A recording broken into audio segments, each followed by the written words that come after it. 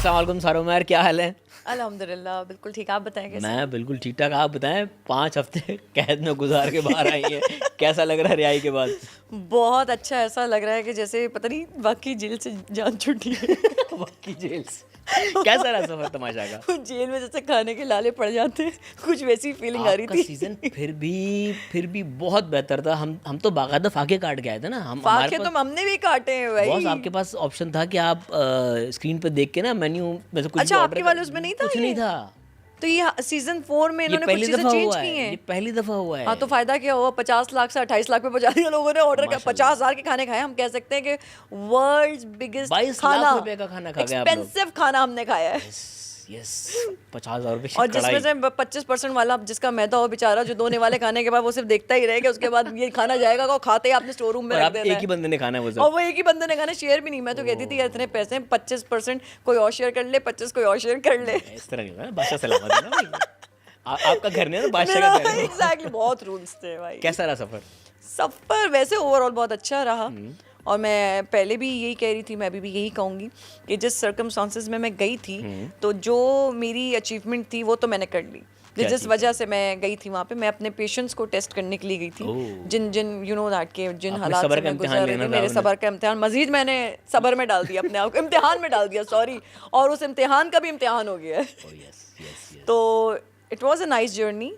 Tough था, मैं ये नहीं कहूँगी कि बहुत इजी था। ऐसा ज़ाहिर हमें ऐसे लाइफ तमाशा स्टाइल घर की से बिल्कुल निकलने के आदत नहीं बाद होती। अगर कोई ये कहे ना कि इजी था, तो बहुत ही फारिग होगा तो वो बहुत झूठ बोल रहा वो है। झूठ बोल रहा है। दिमागी तौर पे बेचारा इतना फारिग हो चुका है वहाँ रह के कि उसको एक्चुअली समझ भी नहीं आ रहा है कि वो क्या बोले। तो अगर वो ये बहुत बोलेगा, मुश्किल है अंदर आना। बहुत मुश्किल। वो दिखने में पता है इतना लगता नहीं था। अच्छा, मज़े की बात है, मैंने कोई सीज़न भी फॉलो नहीं किया था। क्यों? मैं तो, मुझे क्या पता था कि मैं खुद इस क्या कहेंगे, इस पार्ट का हिस्सा बन जाऊंगी और तमाशा का हिस्सा बन जाऊंगी। मैंने जब मुझे तो ऑफर आई आपको थी क्या तब घर मैं में भेजने से एक दिन पहले बताया था कि आपको अंदर भेजे? सारा कह रहे हैं मीटिंग के लिए मुझे अंदर जब भेज दिया। नहीं मुझे जब यहाँ का ऑफर आया था तो उस वक्त मेरे ज़रा सिनेरियो कुछ और था। तो उस वक्त मैंने थोड़ा सा लाइटली लिया था। मैंने कहा करूँ नहीं करूँ, क्या है क्या नहीं। मैंने इनको जो एक्चुअली डन किया वो मैंने किया जब चीज़ें मेरी वर्स्ट हो गई, जब मेरे हालात थोड़े से वर्स्ट हो गए। तो फिर मैंने अम्मा से बैठे बैठे, उस वक्त तमाशा की ऑफ़र थी, तो उस वक्त अम्मा ने से बैठे बैठे मैंने एक बात बोली। मैंने कहा मेरा दिल चाहता है ऐसी जगह पे इस वक्त इन दिनों चली जाऊँ जहाँ नेटवर्क्स ना हो, कोई तंग ना करे, सिचुएशन थोड़ी दूर हो जाऊँ, बाय चॉइस थोड़े से कर लूँ। तो अम्मा ने एकदम दिमाग में डाल दिया, तो बेटा वो तो ऑप्शन है तुम्हारे पास, अभी तक हामी नहीं भरी, तुम तमाशा में कर दो। Tamasha is the best way to live. दुनिया से कट जाएंगी हाँ, आप। दुनिया से कट जाएंगी। चीज़ें देखने का, मज़ीद कुछ सोचने का आपको वो मिल जाएगा, एक मौका मिल जाएगा, एक टाइम मिल जाएगा। आप अपने आप को एक टाइम दे सकेंगे वहाँ। लेकिन ये है कि वहाँ फिर आप सबसे कटे हुए होंगे, क्योंकि नेटवर्क आपको जो कटने का मैं बोल रही थी वो मैं अपने घर वालों से नहीं, वो मैं कहीं और दुनिया से कटने का बोल रही थी। उसमें बच्चे और माँ नहीं थे शामिल, लेकिन अनफॉर्चुनेटली तमाशा का है वो होने के लिए मुझे आइडिया नहीं था ना कि तमाशा में जाके मैं थोड़ी सी फ्रस्ट्रेटेड भी हो जाऊंगी, ममता फूटने लग जाएगी मेरी। फिर मेरी अब मैं खुद एक औलाद हूँ, अपनी माँ से बहुत अटैच हूँ, और आप मिले हुए भी मेरी अम्मा से, और आपको पता है मेरी उनकी बॉन्डिंग किस तरह की है। तो मुझे ये नहीं पता था कि मैं खुद फ्रस्ट्रेटेड होना शुरू कर दूंगी कि तीसरे वीक से मुझे माँ की ज़्यादा याद आनी शुरू हो गई थी। फिर मुझे ख्याल है मैं खुद भी माँ हूँ। सोच के क्या गए थे अंदर आप? मैं सोच के ये गई थी कि दुनिया से कटूंगी, थोड़ा सा पेशेंस लेवल मेरा शायद और बिल्टअप हो जाएगा। दूसरा कि ये कि मुझे फ़ोन कॉल से, चीज़ों से, सोशलाइज होने से इस वक्त थोड़ी चिढ़ हो रही थी। किसी से मिलना नहीं चाह आइसोलेशन में रही जाना थी। चाह रही थी आप? बिल्कुल आइसोलेटेड होना चाह रही थी, लेकिन ये नहीं सोचा था कि अम्मा और बच्चों से भी इतनी आइसोलेटेड हो जाऊंगी। तो वो कुछ बिना सोचे समझे कर दिया, लेकिन जर्नी अच्छी रही, क्योंकि जो चीज़ मैं अचीव करना चाह रही थी वो मैंने कर ली, क्योंकि थोड़ा सा पीस ऑफ माइंड हो गई वहाँ रह के। उन 5 हफ्तों में बहुत कुछ सीखा भी है, बहुत कुछ खोया भी है। सीखा क्या? सीखा ये है कि दुनिया में आपको फ्रस्ट्रेटेड लोग, थोड़ा सा पागलपन करने वाले लोग, बैक बाइटिंग वाले लोग, जो मुंह पे कुछ और पीठ पीछे कुछ, कैसे होते हैं और उनको आपने कैसे डील करना है, कैसे स्वीटली आपने चीज़ों को लेके चलना है।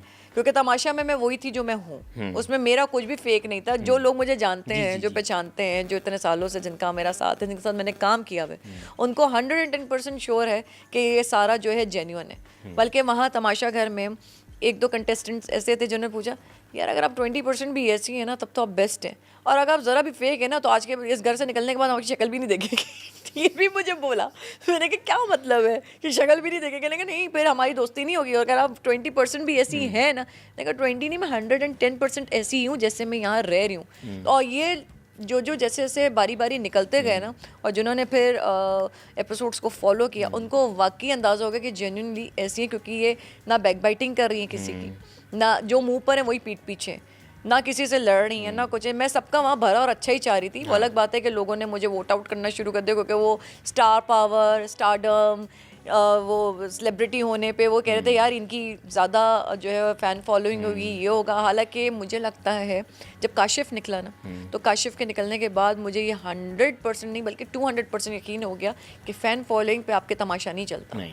तमाशा की फ़ैन फॉलोइंग अलग ही है, वो तमाशा की ऑडियंस घर अलग की है, है। वो तमाशा के घर की है, और वो लोग आपको लेके जाएंगे आगे, और वही लोग आपको वोट आउट करेंगे। तो जब काशिफ निकला मैंने कहा वो तो इंटरनेशनली बेस पे माशाल्लाह इतना सुपर हिट आदमी है, इतने पुराने हैं और इतने उनकी फ़ैन फॉलोइंग है। तमाशा वालों काशिफ ने को पुराना ना कहें आप, नौजवान है वो। नहीं वो नौजवान तो है, वो पुराने से मुराद है सीनियर हो गया ना। सीनियर है। अब वो अलग बात है कि वो कहता है मैं सीनियर नौजवान है। सीनियर नौजवान सीनियर नौजवान, सही, दैट्स द राइट वे। तो वो जब निकले तब से मुझे उल्टी खोपड़ी चलनी शुरू हो गई मेरी। मैंने कहा भाई यहाँ अगला स्टार्ट नंबर मेरा है। अगला नंबर। और वाकई मैंने सोचा था कि अगला नंबर, क्योंकि काशिफ की मेरी ना आगे पीछे चीज़ें होती थी, क्योंकि हमारी वैसे ही पुरानी दोस्ती है।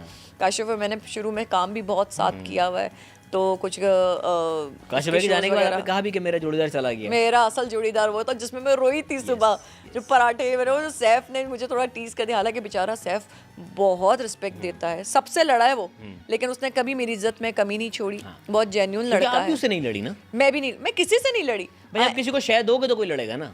मेरे साथ अगर मेरी कोई जोड़ीदार लड़ने में बनी तो वो सिर्फ महम बनी, जिसने मुझे टीज किया और उसी से महम लड़ी। तो और लोग लगता समझता था था कि मैं और महम फेक कर रहे हैं, हालांकि वो मुझे टीज करती थी। माहम को तो लगता था कि जानबूझ के आपको तंग करती है, ऐसा था? करती थी, एग्जैक्टली। वो कहती है फिर बाद में कहती और फिर सॉरी बोल के, अच्छा वो प्यार बहुत करती है और उसके प्यार में, उसके रिश्ते में कोई कमी नहीं। पहले दिन ही उसने मुझे अपनी आयमा आपी से मिलाया था। उसने कहा था कि मुझे आप में अपनी बड़ी बहन नज़र आती, क्योंकि मैं उनसे इतनी अटैच हूँ, तो यहाँ रह के मुझे उनकी कमी महसूस नहीं, क्योंकि मैं जिस तरह, क्योंकि मेरे अंदर एक ममता है शुरू से। इवन जब मैं छोटी थी तब से मैं अपने बड़े भाई को ऐसे ट्रीट करती जैसे मैं बड़ी हूँ।